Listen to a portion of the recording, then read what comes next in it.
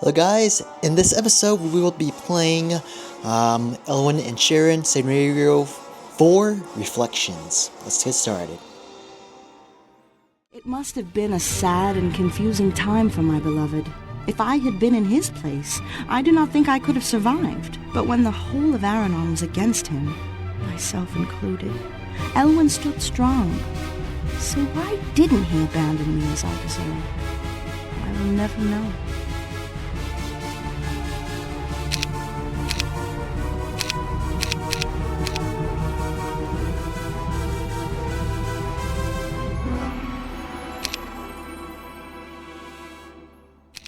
My small force chased Miralus through miles and miles of forest. Even my best rangers couldn't keep up with my prey. We lost him, but at least I knew where he was headed. To the borders of Lord Hark's territories with two goals in mind. So, I eventually made my way. First, I had to capture Miralus. The Elven court of Aranorn declared me a criminal, most likely due to false evidence and testimony given to them by Lord Hark. If I was ever going to have the chance to return home, I would have to parade the only other man who knew of Hark's plans before the Elven court. That would be Miralus. Of course, I had no reason to believe Miralus would confess. It was a slim chance, but although I loved Shaera with all my heart, part of me still belonged to Aranorn. I would miss it if I had to leave forever. Second, I had to rescue Shaera from Lord Hark. I recently received a letter from my anonymous supporter in the Elven court stating that Hark and Shaera were celebrating their marriage at Hark Manor, the largest town in this region. Shaera, Hark, and Miralus were all in one area. To put an end to this mess, I needed them all, but if I didn't tread carefully, I could end up losing one or all of them, or perhaps even my own life.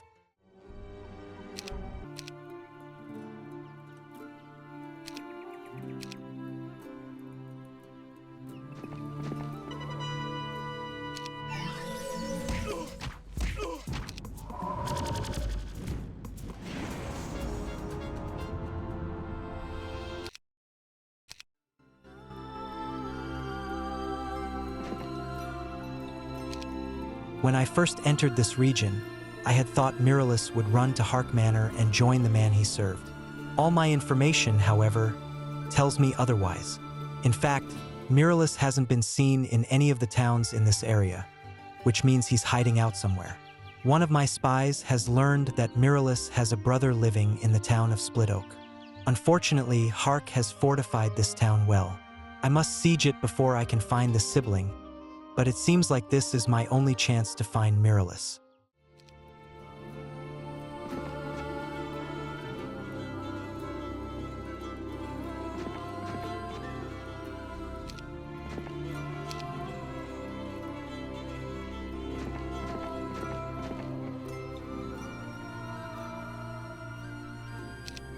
The scout's words were so unbelievable that I asked him to repeat himself. There are 6 members of the Elder Council waiting to talk to you. Ever since the reckoning and the death of the Elf King, the Elder Council has led the Elven people through these tragic times. Even when the king ruled, he never made important decisions without the advice of the council. They were the wisest and oldest of us all, and now they wanted to speak to me. Well, bring them in, I ordered. Briefly, I wondered if the Elder Council might use their considerable magical power to stop me, but then they have never done so before.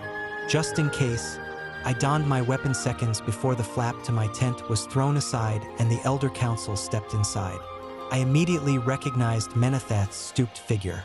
He had been my mentor and friend, and I had missed him dearly during these last months, so I couldn't stop myself from hugging him. "It's good to see you," I said. Menethath smiled, nodded. I noticed that the other 5 elder druids didn't seem amused at either Menethath or me. I knew well what the rest of the Elder Council thought about my teacher's eccentricities, but they could never deny that Menethath was the wisest of them all. "This is serious," said one of the elders. "Yes," Menethath said. "I know, but that's also the reason I insisted on coming along, to make sure no one turns this matter into a disaster." Then to me, Menethath said, "You've managed to get yourself into a mess, my boy. Believe me, it wasn't on purpose. So, let's get to the center of it, why don't we?" He seemed to be the spokesman for the elders. Why did you attack Aranorn towns? Mina that asked. Good. They would go easier on me then. In a way, it was self-defense.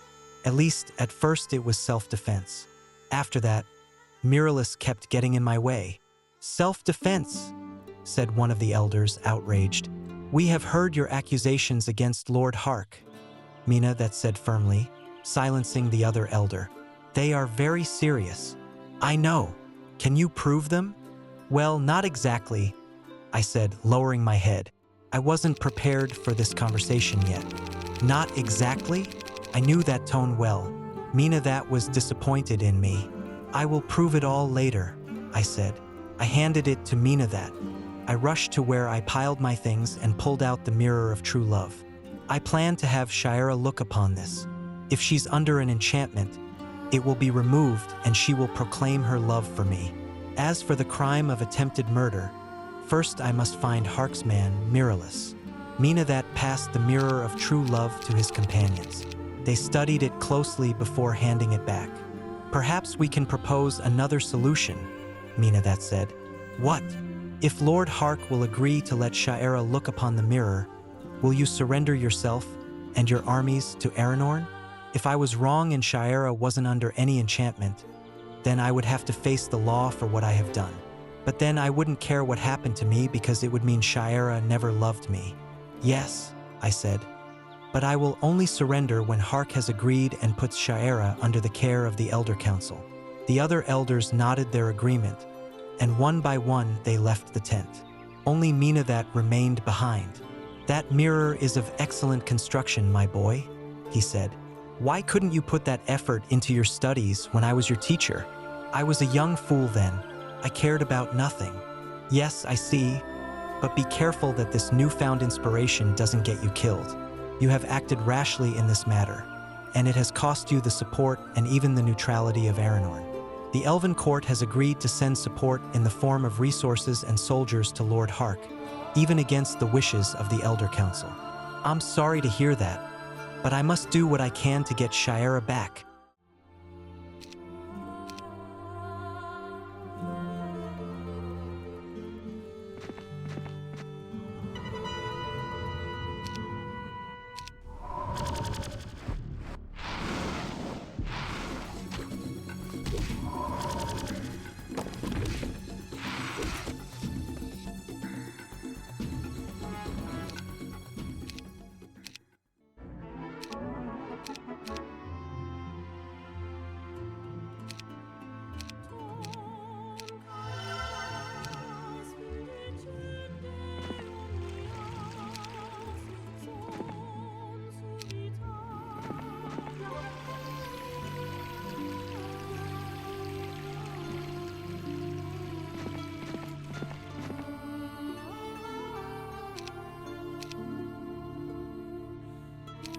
I spoke with one of the White Tigers today and learned that they have refused to fight for Aranorn.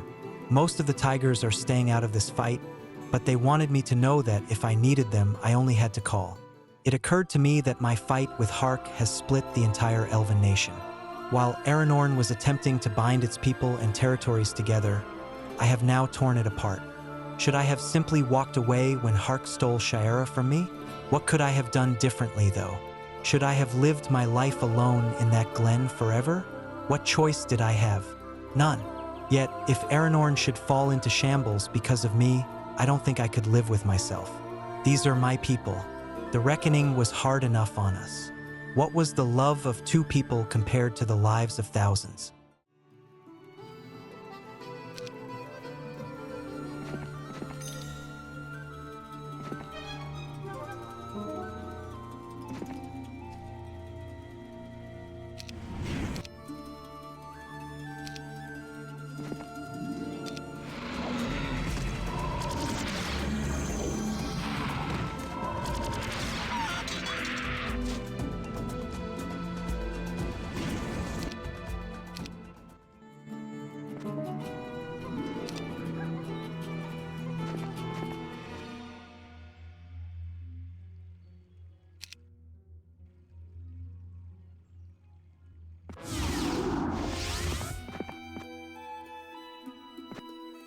That and the other Elder Council members were waiting for us on the trail. If I didn't already know that these old druids were capable of incredible magic, I might have been surprised. Instead, I ordered my units to relax. I dismounted and approached the council, bowing respectfully. "We have Lord Hark's answer, Elwin," That said. I waited, wondering if this would be the end of my long journey. Lord Hark refused. "But why? There would be no more fighting," I said. "That's what I'd like to know," That said. Some of his fellow druids scowled at his remark. One of them said, "Lord Hark doesn't trust the mirror you created. He says it could be some device meant to enchant his bride. Don't you see? He's afraid of what the mirror of true love will reveal. This is not proof. His suspicions are valid," said the elder. "Yes, my boy, they are valid, and we cannot force him to use the mirror," That said.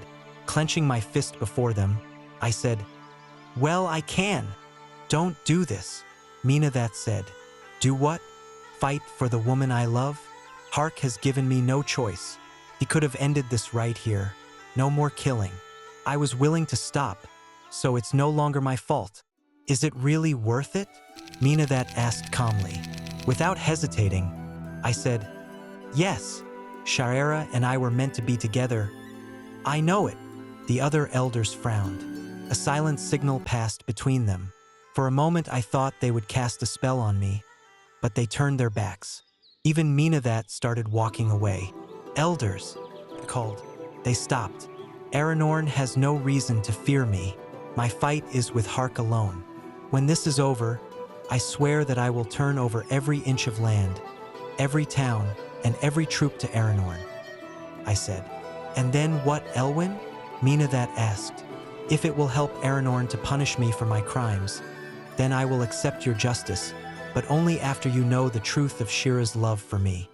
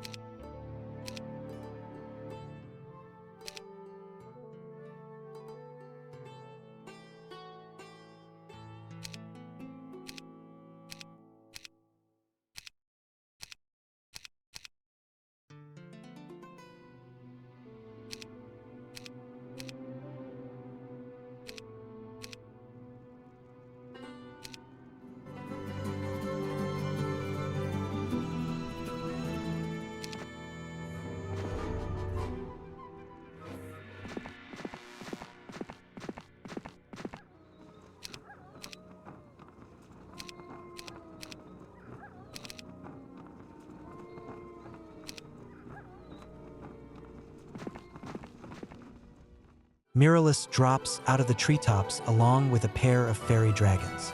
The rest of his army crawls out of the bushes and into formation, ready to do battle. He stumbles forward, his hand on the hilt of his sword. Something is wrong with him.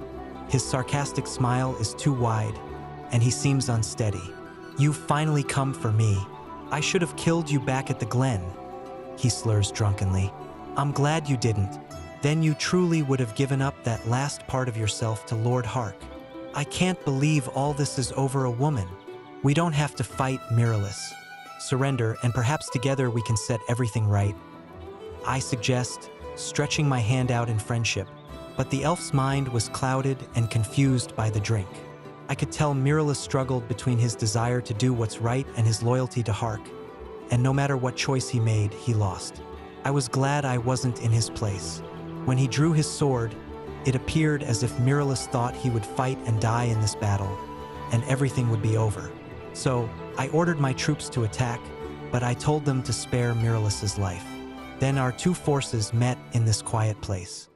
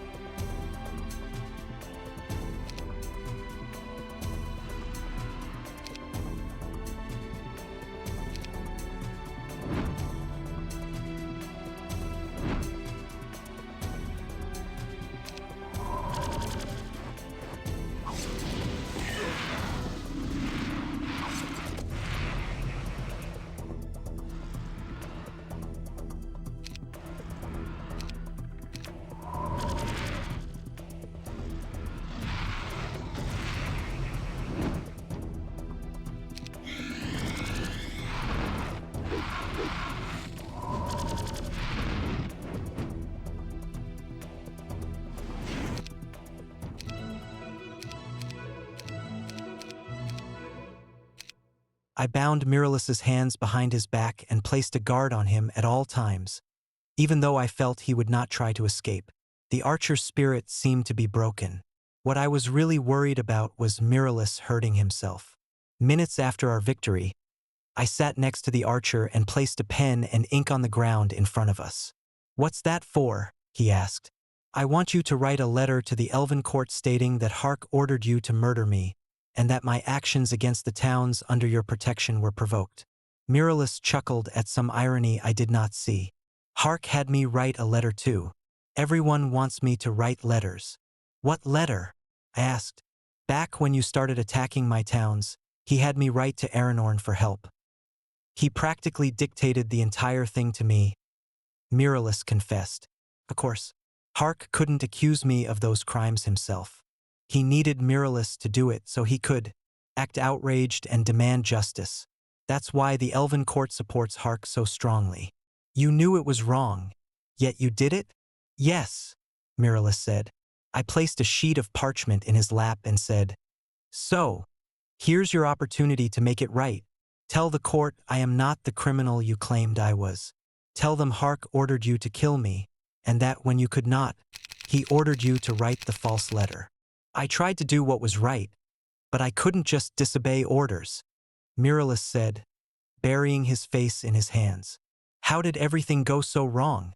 "You won't be alone in this, Miralus," I said. I placed a hand on his shoulder. "When the Elven court judges you, I will stand at your side and beg them to be merciful. I owe you my life, Miralus. It's the least I can do. You would do that for me after all I have done to you?" "Yes." Slowly, Miralus picked up the pen and dipped it into the inkpot.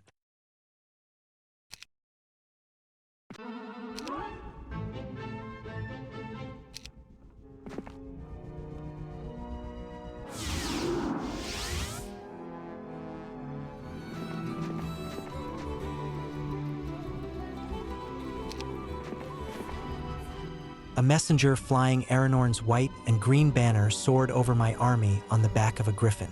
I waved the man down to land next to my horse. Are you the leader of these forces? Are you Elwin? Asked the messenger. Yes, on both accounts. I bring word from the elven court, sir. We received the letter from the soldier known as Miralus. The elven court attempted to have Lord Hark respond to this new evidence, but he refused and fled into the forest with his loyal troops. Thus, he can be assumed to be guilty.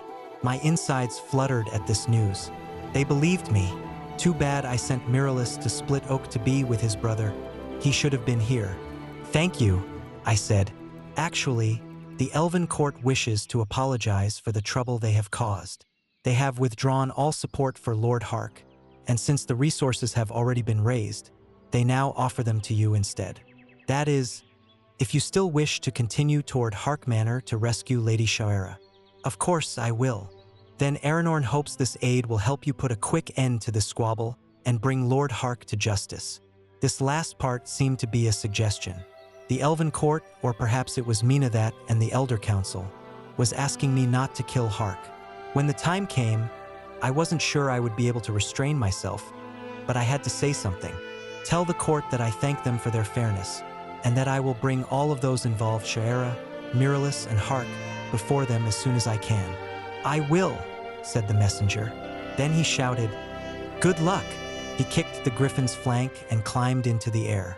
All of Aranorn wants you to win back your lady love.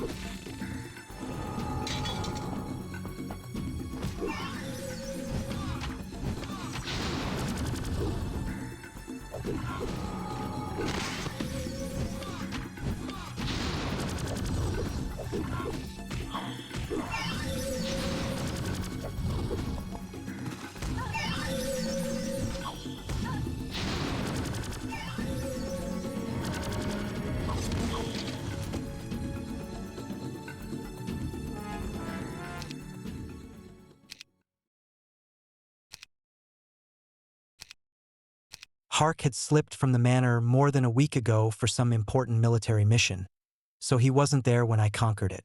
To my surprise, I found Shaera hiding in her bedroom with a dagger in her hands. Obviously, my enemy didn't believe I was capable of capturing Hark Manor, so he left her safely behind. "Stay away, murderer!" Shaera shouted. She looked at me with hatred and fear in her lovely blue eyes and pointed the weapon at me. Her words bit deeper than that blade ever could, but I told myself it was all an enchantment. This wasn't how she really felt. "I've come for you, Shaera," I said as I walked cautiously toward her. "Yes, Hark warned me that you might. He said you would come to kill me." Shaera pressed the dagger to her throat and said, "Well, I won't give you the pleasure." Fortunately, she let me get close enough that I was able to leap those final few feet and grab the hand, holding the weapon before she slit her long throat. I twisted her arm. My insides tensed when she cried out in pain because I had once sworn to myself that I would never hurt her. I dragged Shaera kicking and screaming to the ground, and then I reached to my belt where I kept the mirror of true love. "Look on it, many weeks ago. Look upon the mirror and see the one you truly love," I intoned, finishing the spell I began. So then I held the mirror before her face. Shaera was compelled by the magic to gaze upon it.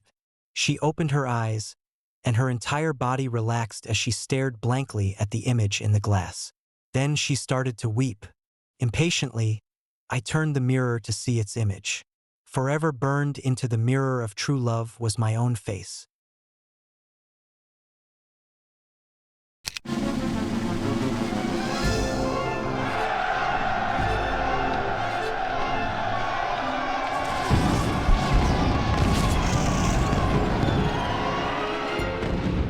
Okay guys, so that is the end of this scenario. To be honest, that scenario is a little harder than I thought.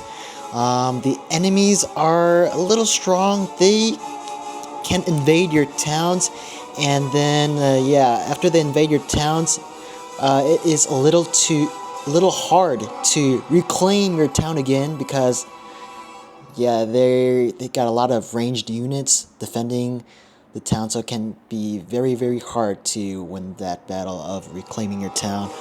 But yeah, other than that, of course the summoning spell is OP, so the battles aren't too hard because of that. However, I do recommend you funnel your troops at the end because that final battle can be a little bit difficult. As for the story, let's do a quick summary. So, Elwin is seen as criminal for attacking the elven towns. But yeah, he in this scenario he